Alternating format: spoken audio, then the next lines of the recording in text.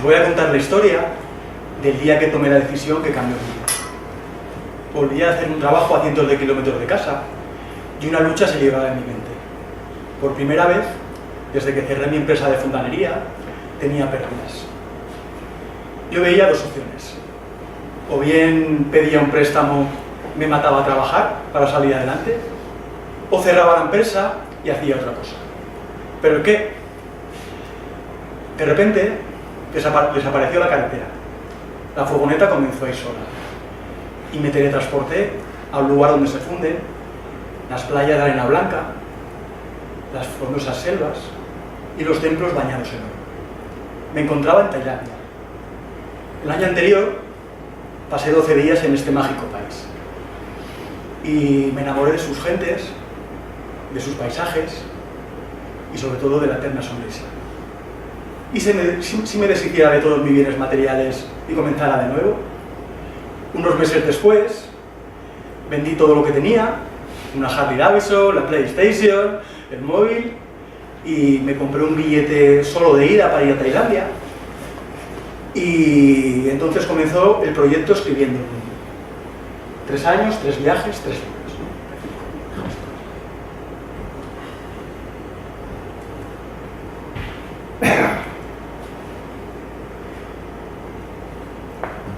Hoy es el día que cumplo mi sueño. Estoy presentando mi último libro, Escribiendo el Mundo. Es un libro que está basado en mis diarios, en mis pensamientos, en mis anotaciones. Es un libro que va de menos a más, de un fontanero con un sueño a un escritor que vive de ello.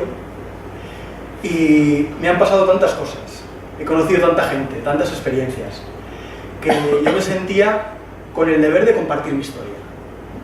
Sobre todo para inspirar a personas que tengan ganas de un cambio y el demostrar que es posible conseguir tus sueños. En el libro, pues, empieza el día que os acabo de contar, el día que decidí dejarlo todo y comenzar el proyecto. Y ahora poco a poco os voy a contar cómo ha sido este proyecto. Este es el primer libro, Lo que el mar no se lleva. Es el fruto del primer viaje. Estuve 6 meses entre Tailandia, Laos y Camboya. Y era una prueba, ¿no? Era la prueba de que podía escribir. Yo nunca había escrito nada, alguna cosita para mí, pero me gustaba muchísimo leer. Y la primera vez que estuve en Tailandia, en el año 2012, se me ocurrió la historia de la novela. También inspirada con el relato que me contaron unos amigos de Zaragoza, el tsunami de 2004 estando allí escalando, y hice un argumento que era una página por los 2 lados y me fui con la intención de escribir. Entonces, yo digo que inspirarse en Tailandia es muy fácil, ¿no? Pues es todo naturaleza, hay pues unas playas increíbles, selva, animales, y yo lo bueno que tengo es que soy una persona bastante disciplinada y me puse como obligación cada día escribir 5 páginas. Y yo, pues bueno, pues cada día escribía esas 5 páginas y bueno, pues al final el libro lo escribí íntegro estando ahí. Ya voy por la 3ª edición y es un libro que está gustando mucho, todo el mundo coincide en que es fácil de leer, que la historia es una historia bonita y además está escrito con unas palabras muy coloquiales y bueno, la verdad que está siendo un éxito. Esta es la cita con la que empiezo mi primera novela.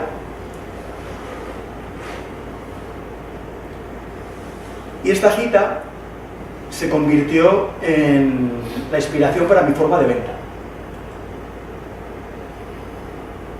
Yo sabía que la industria literaria era muy difícil y aparte muy injusta. Y estando escribiendo Lo que el mar no se lleva, cuando era más o menos mitad del libro, lo primero que me di cuenta que quería ser escritor. Dije, esto es lo mío, a esto quiero dedicar mi vida. Y me hice una promesa. Yo me dije, quiero ser escritor, quiero vivir de escribir, aunque tenga que vender mis libros una hora. Y no lo sé por qué, tuve una visión. Yo me vi a mí mismo vendiendo los libros en la calle. Y esa visión, pues, al final se ha convertido en una profecía, porque ha sido básicamente mi forma de venta. Los he vendido en la calle, puerta a puerta por las casas, en la playa, en la montaña, en todos los sitios que os podáis imaginar, pues he vendido los libros, ¿no? Un poco el punto de inflexión fue recorrer la costa. Tengo una furgoneta preparada para dormir y el primer año recorrí el Cantábrico con mi furgoneta, me eché una caja de libros y a la gente que estaba tomando el sol yo me acercaba y decía, ¿te gusta leer? Y si me decían que sí, pues bueno, yo les contaba. Y al principio pues me costaba un poquito, me daba vergüenza, pero vendí todos los que me llevé. Y dije, ostras, parece que esto funciona. Y luego ya cuando volví del segundo viaje de la India y Nepal, cogí la furgoneta y empecé en Cadaqués, en la Costa Brava, pegado a Francia, y me recorrí toda la costa hasta Portugal. Lo hice en 3 meses, paré más de 50 playas. Aparte lo que hacía, como estaba tan agradecido a las personas que simplemente me escuchaban, y acababa de venir de la India de practicar mucho yoga, hacía una clase de yoga gratuita en la playa. A todo el mundo que me escuchaba le invitaba a hacer yoga. Y vendí 1000 novelas, una a una, día a día, persona a persona. Y allí me di cuenta que lo importante no era yo, que lo importante era el transmitir mi historia, ¿no? El contar esta historia real, esta historia bonita. Y claro, me encontraba mucha gente pues que no tenía trabajo, que había cerrado su empresa, que a lo mejor tenía un sueño y no se atrevía a dar el paso. Y al hablar con tantísimas personas, me di cuenta de eso, que yo, contándoles mi historia, les daba un empujoncito, ¿no? para que se lanzaran por sus sueños.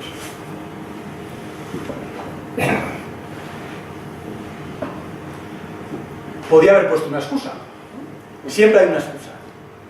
Que si hay mucha crisis, que la cosa está muy mal, que la gente no lee, que la gente no tiene dinero. Pero yo me dije que solo por estadística, una persona de cada 10 le va a gustar leer, ¿no? Y un porcentaje de esas personas pues le comprará el libro. Entonces, un amigo escalador, se llama Óscar, él escalaba un grado muy grande, ¿no? Pero empezó desde la nada, ha estado muchos años. Y cuando era joven me dio una enseñanza que a mí me ha servido mucho, ¿no? Hay 2 clases de personas. Los buenos, los fuera de serie, que nada ya están en un nivel muy alto de lo que hacen, o los pesados. Y en esta vida o eres muy bueno, si tienes esa suerte, y si no, pues hay que ser pesado. No parar, seguir, trabajar duro, y al final si trabajas duro y pones toda tu energía, todo tu ser, toda tu inteligencia en algo, pues yo creo que es más fácil que lo consigas. Además creo que las medias tintas no valen, ¿no? Yo no tengo un trabajo, porque puedes decir, bueno, pues voy a trabajar, viajo cuando pueda, escribo cuando pueda. Desde que tomé esta determinación y empecé el proyecto, toda mi vida ha sido esto, ¿no? Y es eso, cuando te lo juegas todo a una carta, pues es mucho más fácil que lo consigas.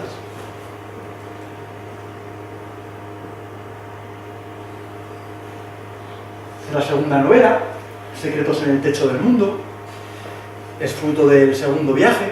Estuve 5 meses en la India y Nepal. Este viaje me cambió la vida, porque era la primera vez que viajaba solo. Y claro, al viajar solo, tienes mucho tiempo para pensar, para conocerte a ti mismo, también te abres mucho más a los demás. Y bueno, pues en el viaje estuve caminando mucho por el Himalaya, hice 3 picos de más de 5000 metros, viví en 3 monasterios budistas, practiqué mucho yoga y la novela era un reto porque esta es novela histórica, requería mucho trabajo de documentación. Además, la idea de la novela se me ocurrió mientras estaba imprimiendo la primera, Lo que el mar no se lleva, y estuve 7 meses documentándome, ¿no? Pero no quise empezar a escribir hasta no estar donde transcurre la novela, que es en un monasterio que se llama Tianpoché, que está a 4000 metros de altura, muy cerquita de Everest. Yo estuve allí viviendo con los monjes, además tuve la suerte de hacerme muy amigo de uno de ellos, y el primer capítulo está escrito en el monasterio. Y la novela pues, me está gustando mucho.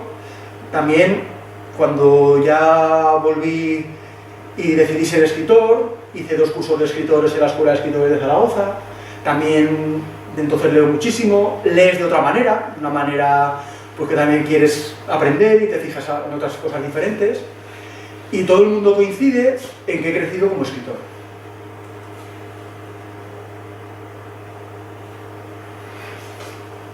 Esta es la cita con la que empiezo mi segunda novela.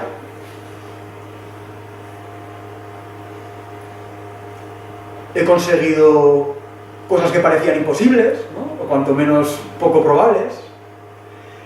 Y al principio pues había mucha gente que no creía en mí, pues los primeros, mi familia, ¿no? Mi madre, cuando le dije que lo dejaba todo y me iba con una mochila, iba a escribir un libro, ¿no? Me dice, pero tú estás loco, ¿a dónde vas? ¿No? O cuando presenté el proyecto, pues muchísima gente yo creo que no creía, ¿no? Pero yo siempre he creído en mí. Y al final yo creo que lo importante es eso, ¿no? El creer en ti mismo, el hacer lo que haga falta para conseguirlo, pues eso, el tener disciplina, el hacerlo con ilusión, con trabajo, y cuando traspasas la barrera de lo probable, se puede conseguir lo imposible. Yo creo mucho en las señales. En el nuevo libro hablo bastante de ellos, he tenido muchas señales, algunas me han venido, otras incluso las he pedido yo, y bueno, pues yo no sé quién las manda, pues si será Dios, el universo, si las crearemos nosotros mismos.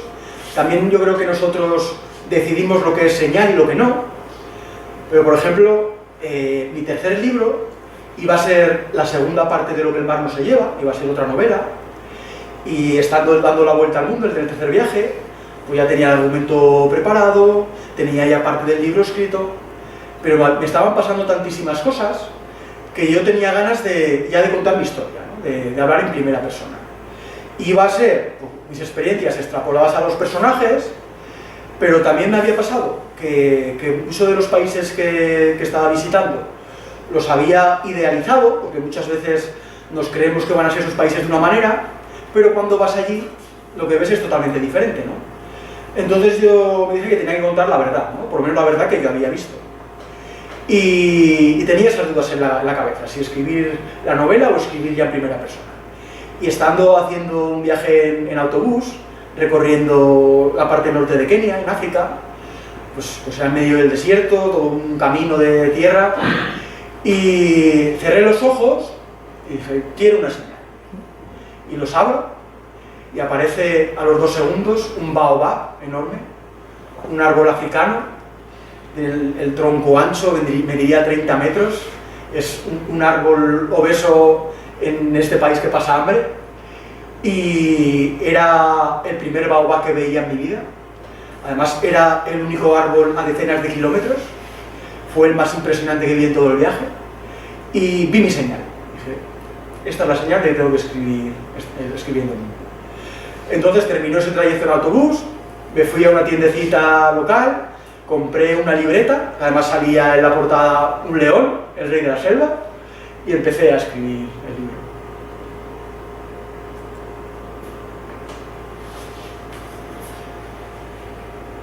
Dar la vuelta al mundo es un viaje muy costoso, sobre todo por los trayectos, ¿no? Pues por los aviones. También he ido a países muy caros, donde el alojamiento pues vale mucho dinero, y yo me hice un presupuesto, y claro, tenía que ahorrar mucho dinero en poco tiempo, y eso me volvió codicioso.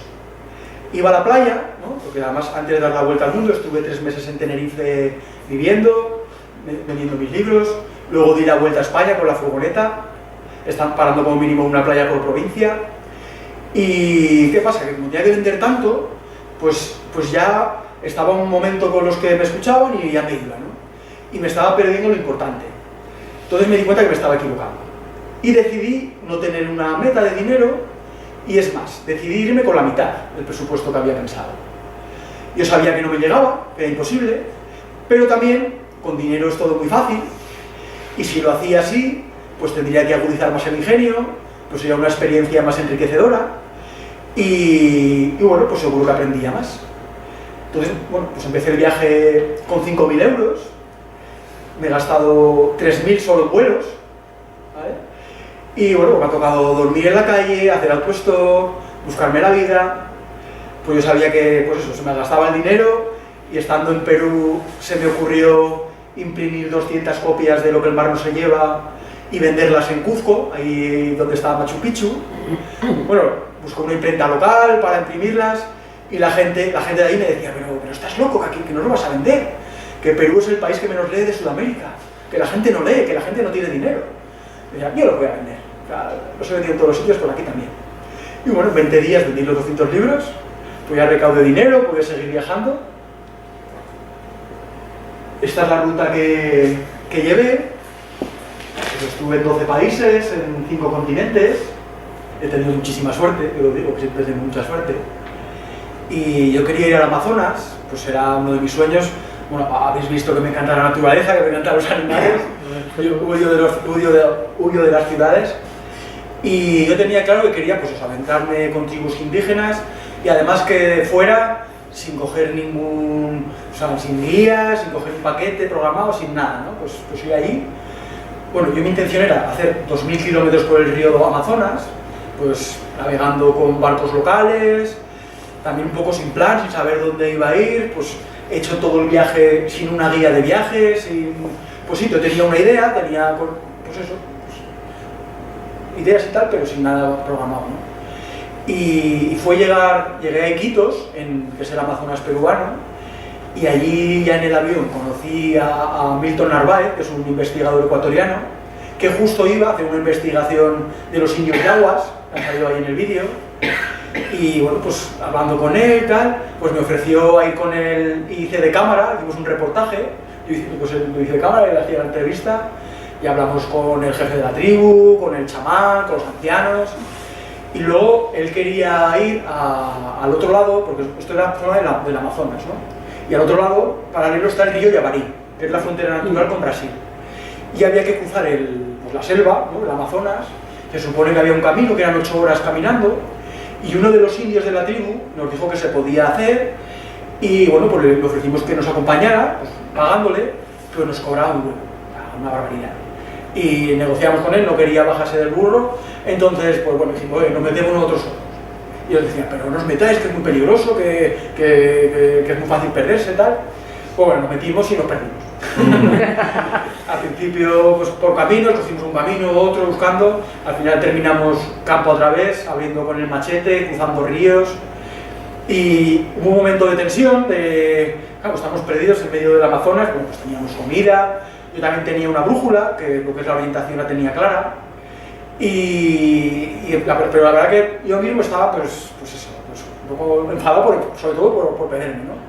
Pero subía a un alto, el único alto que había, y era una montañita pequeña, porque ahí es todo muy llano, ¿no? Y desde arriba, o sea, una inmensidad verde, o sea, imagínate, todo verde por todos los sitios, y se intuía un río, y lo primero que cuando vi todo eso, ¿no? Yo quería buscar alguna casa, pero no la vi, pero dije, joder, si es que estoy en el puto Amazonas, o sea, ¿de qué me estoy quejando? Estoy cumpliendo mi sueño, ¿no? Y ya cambié el chip y dije que tengo mucha suerte, seguro que vamos a encontrar un sitio para dormir, no va a haber ningún problema. Pues ya bajamos y fuimos a buscar el río y encontramos una cabaña, la única que había a decenas de kilómetros, vivía ahí una familia. Y bueno, pues nos acogieron, nos dieron de cenar, dormimos allí en la maloca, nos bañamos en el río y el camino estaba solamente a 20 minutos de allí. Y al día siguiente cogimos el camino, pero Milton también se rayó por perderse y además él iba muy justo de tiempo y decidió volver. Estábamos a mitad de camino, había 4 horas a caballo de coche donde habíamos venido y 4 horas a Santa Teresa, ¿no? Al Yabaré. Y yo pues decidí continuar, dije pues continúo solo. Y estuve pues 5 horas caminando solo por el Amazonas, pillando el camino, pero el camino era una sendita que se perdía, con árboles cruzados, también cruzando ríos. Había ratos que me paraba y escuchaba a los animales. Claro, hay animales, además pues hay panteras, hay anacondas, hay de todo, ¿no? ¿Y qué armas llevabas? ¿Qué armas llevabas para defenderte en un caso? Pues nada. Pues una navaja, bueno sí, un cuchillo que me compré, lo primero que hice cuando en Amazonas fue comprar un machete, pero también los animales nos tienen miedo, o sea, somos el mayor depredador que hay en el mundo. Y allí en esa parte del Amazonas, bueno, en todo el Amazonas, los indios los cazan, o sea, los cazan para comer, los cazan para venderlos, para las pieles, entonces es muy difícil, ¿no? Y me encontré, eso sí, una serpiente coral, que es de las más venenosas del Amazonas, me pasó a 2 metros, camino, pues yo la vi, es roja, amarilla y negra, y yo lo que hice fue pararme, ¿no? Además llevaba un palo, porque pues, siempre llevo un palo, por si acaso, pero me paré, pasó, y no se me ocurrió como el Fran de la jungla ir a cogerla, ni no, la dejé pasar. Y llegué a Santa Teresa, y bueno, cuando me vio llegar el primero que me vio, no se lo creía. ¿Pero de dónde has venido? De la selva. ¿Tú solo de la selva? Pero si no nos adentramos ni nosotros, que vamos por el río, todo el mundo se pierde.